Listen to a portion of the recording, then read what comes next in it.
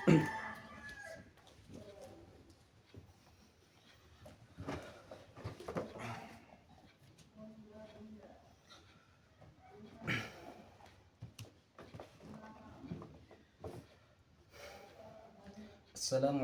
warahmatullahi wabarakatuh. Alhamdulillah rabbil alamin wa bihi nasta'in amma ba'du. Alhamdulillah, pada pagi hari ini kita akan mengkaji kitab Risalah fi Ahkam al-Masajid. Kitab ini adalah karangan dari Hadratus Syekh Kiai Haji Hashim Asy'ari. Kemudian membahas 13 poin hukum yang berkenaan dengan masjid, meliputi hukum membangun masjid, menghormatinya, menjaganya, menghiasnya, etika terhadapnya, larangan di dalamnya, serta anjuran-anjuran dan kesunahan terhadap masjid. Di sini saya akan membaca terjemahannya. Kita akan membahas bagaimana isi dari kitab Risalah fi Ahkam al-Masajid. Bismillahirrahmanirrahim. Fasal. Berikut ini adalah keterangan tentang hukum-hukum yang berkenaan dengan masjid. Yang pertama, membangun masjid di setiap kota dan desa hukumnya fardu kifayah, sesuai dengan kebutuhan untuk menampakkan syiar agama Islam. Jadi, dalam suatu kota atau desa dimanapun, hukumnya fardu kifayah untuk membangun sebuah masjid. Namun biasanya yang kita temui pasti dalam setiap daerah kota maupun desa itu pasti memiliki masjid agar orang-orang muslim di sana bisa melaksanakan sholat Jumat dengan jarak yang begitu dekat, tidak jauh perlu dengan menuju ke masjid yang ada di daerah kota. Kemudian yang kedua, mengagungkan atau menghormati masjid hukumnya wajib, sedangkan meremehkan atau menghinanya adalah haram. Nah, banyak kasus-kasus yang kita lihat bagaimana orang-orang menyepelekan, meremehkan bahwa masjid seperti ini, menjelek-jelekan masjid, itu adalah hukumnya haram. Sedangkan mengagungkan atau menghormatinya adalah wajib. Seperti kita membangun masjid, kemudian menjaganya, dan jika ada kerusakan, kita merenovasinya kembali. Itu sudah termasuk dengan mengagungkan atau menghormati. Kemudian mengisi masjid dengan kajian dan hal-hal yang bermanfaat di luar sholat wajib. Ketiga, sebisa mungkin menjaga masjid agar terhindar dari barang-barang yang kotor, bau yang tidak sedap seperti ludah, dahak, ingus, sisa potongan kuku, kumis, rambut, bawang merah, bawang putih, serta menghindari dari merokok, dan juga wajib menjaga masjid dari najis. Jika terdapat najis di dalam masjid, maka seketika itu pula wajib mensucikannya. Ya. Jadi menjaga masjid yang tadi dikatakan pada poin kedua, bahwasannya mengagungkan atau menghormati masjid hukumnya wajib. Jadi kita harus menjaga masjid agar terhindar dari barang-barang yang kotor dan najis. Bagaimana poin yang ketiga ini?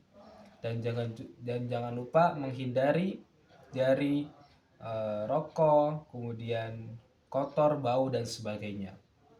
Kemudian yang keempat, dihukumi makruh menghias masjid dengan gambar-gambar batik, tulisan, keramik lantai bermotif atau yang berwarna-warni, menempelkan gambar kota Mekah atau Madinah pada dinding masjid. Sebenarnya ini merupakan hal yang masih kita diskusikan, masih kita bahas, karena beberapa masjid ada juga yang menghias masjid dengan beberapa tulisan, kemudian keramik lantainya bermotif pun ada, kemudian menempelkan gambar Mekah, Ka'bah pada dinding masjid. Di sini hanya dituliskan kota Mekah dan atau Madinah, sedangkan bagaimana jika Ka'bah. Kemudian yang kelima, disunahkan menjaga masjid dari anak-anak kecil yang belum tamyiz, orang gila, menjaga dari suara gaduh, berdebat atau berbicara yang tidak ada gunanya. Lalu bagaimana jika dari makalah seorang sahabat yang jika anak kecil itu diusir ketika bermain di masjid, maka kita hanya tunggu waktu musnah. Maksudnya bagaimana? Di sini adalah menjaga dari anak-anak kecil adalah ketika dia bercanda melebihi batas, kemudian bercandanya di dalam masjid. Itu mungkin yang tidak diperbolehkan. Sedangkan memperbolehkannya adalah ketika dia bercanda dalam hal batas dan itu pun di luar masjid atau mungkin kita sebut sebagai serambi masjid. Jadi sebenarnya boleh-boleh saja untuk anak-anak kecil bermain di masjid asal masih dalam batasan dan juga tidak mengganggu orang sholat maupun sedang kajian, mengaji dan sebagainya. Kemudian yang keenam, jika seseorang hendak ke masjid baik untuk sholat atau yang lainnya, maka sebaiknya dia i'tikaf selama berada di masjid. Nah, bagaimana niatnya? Nawaitu an i'tikaf fi hadal masjid lillahi ta'ala.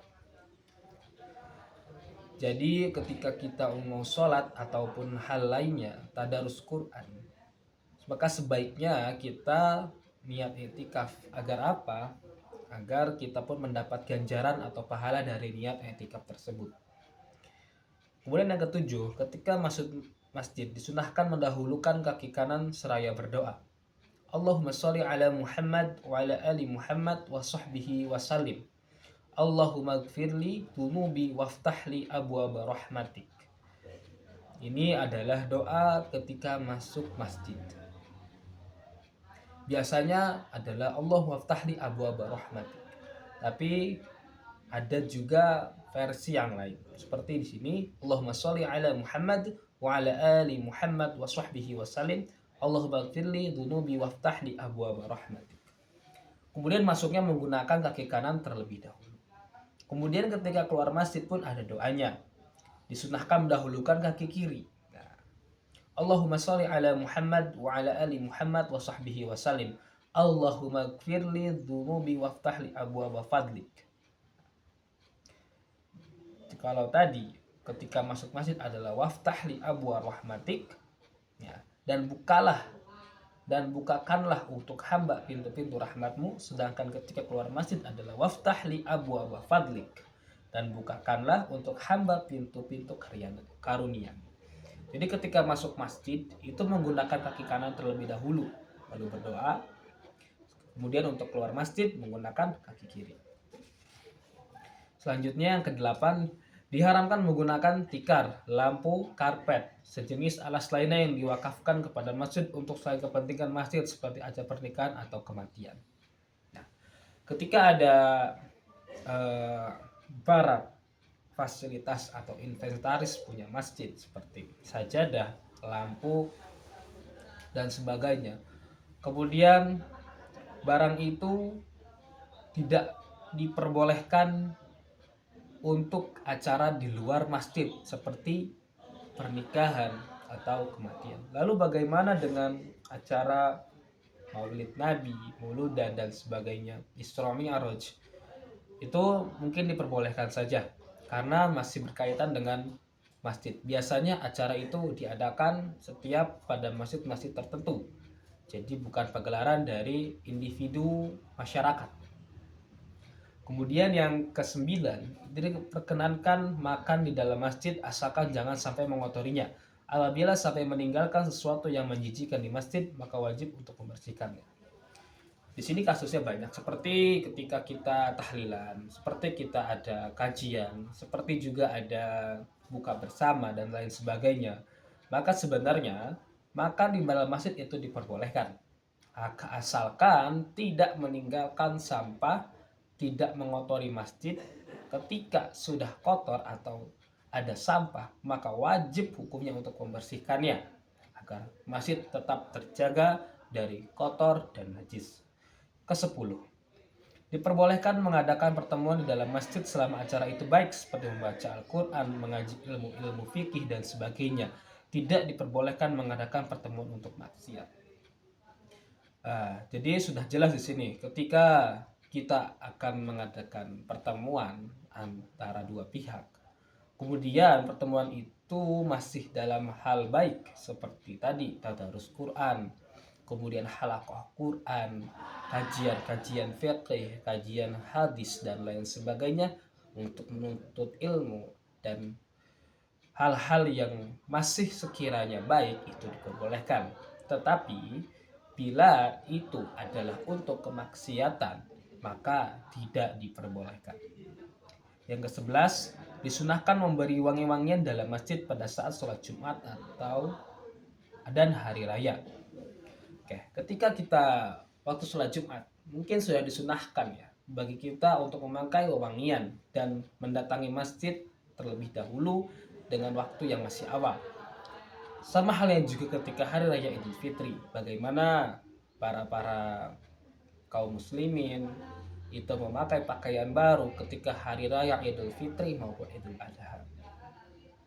Yang ke-12, membangun dua masjid di satu daerah tidak diperbolehkan karena akan memisahkan sholat Jumat atau jamaah kaum muslimin. Seperti hal yang tadi saya sampaikan di poin yang pertama yang saya jelaskan, bahwasannya banyak yang kita lihat untuk saat-saat ini ada setiap kota daerah pasti memiliki masjid atau mungkin kita sebut sebagai masjid agung. Sedangkan per desa pun masih memilikinya. Nah, tetapi kita tidak pernah melihat ada masjid yang jaraknya itu adalah antar RT atau yang masih dalam ruang lingkup RW. Biasanya itu adalah per RW ataupun per kampung dan per desa. Mungkin ini alasannya agar jamaah tidak terbagi dua, karena banyak sekali entah pun ini di hari Jumat, di sholat Jumat maupun ketika hari raya Idul Fitri, pembagian masjid dan ada juga sholat yang di lapangan, biasanya seperti itu. Kemudian yang terakhir, yang ke-13, diharamkan berdiam diri di masjid bagi orang yang junub, haid dan nifas. Sebagaimana hukumnya orang junub bagi dalam kitab-kitab fikih, bahwasannya berdiam di masjid itu diharamkan, tidak diperbolehkan. Oke, tulisan ringkas ini dikarang oleh seorang hamba yang amat mengharapkan rahmat Tuhan yang Maha Kuasa. Muhammad Hasyim Asy'ari, Tebu Irang, dicetak oleh Ahyad bin Irsyad Kediri pada tahun 1352 Hijriah. Risalah Ahlussunnah wal Jamaah, wallahu a'lam bishawab. Wassalamualaikum warahmatullahi wabarakatuh.